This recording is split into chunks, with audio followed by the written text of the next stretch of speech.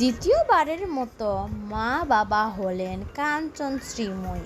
Tollywood অভিনেতা কাঞ্চন মল্লিক ও অভিনেত্রী শ্রীময়ী চট্টরাজের সংসারে এসেছেন নতুন অতিথি। দ্বিতীয়বারের মতো বাবা মা হয়েছেন এই তারকা দম্পতি। পুত্র সন্তানের জন্ম দিয়েছেন শ্রীময়ী। মা ও নবজাতক দুজনেই সুস্থ রয়েছে। ভারতীয় গণমাধ্যমকে শ্রীময়ী জানান, আমি এবং আমার ছেলে দুজনেই সুস্থ আছি।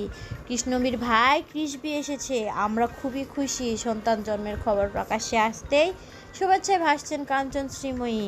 আনন্দ প্রকাশ করে কাঞ্চন মল্লিক বলেন, অনেক ফোন পাচ্ছি, আমরা খুব খুশি এবং আনন্দিত। সুখবরটি জানতে সামাজিক যোগাযোগ মাধ্যমে একটি পারিবারিক ছবিও প্রকাশ করেছেন এই দম্পতি।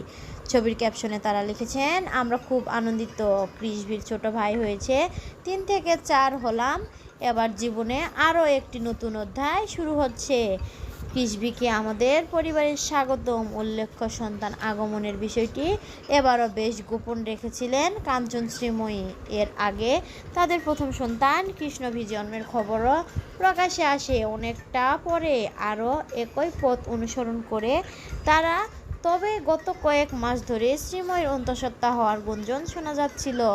বিধানসভা নির্বাচনের সময় তার একটি ছবি সামাজিক যোগাযোগ মাধ্যমে ছড়িয়ে পড়ার পর বিষয়টি নিয়ে আলোচনা শুরু হয়। যদিও সে সময় এ বিষয়ে কোনো মন্তব্য করেননি এই অভিনেত্রী। অবশেষে সব জল্পনা কল্পনা অবসান ঘটিয়ে পুত্র সন্তানের জন্ম সুখবর জানালেন কাঞ্চন শ্রীময়ী। তাদের নতুন জীবনের জন্য শুভকামনা জানিয়েছেন ঢালিউড সহকর্মী ও ভক্ত ও শুভান্যু ধাইরা।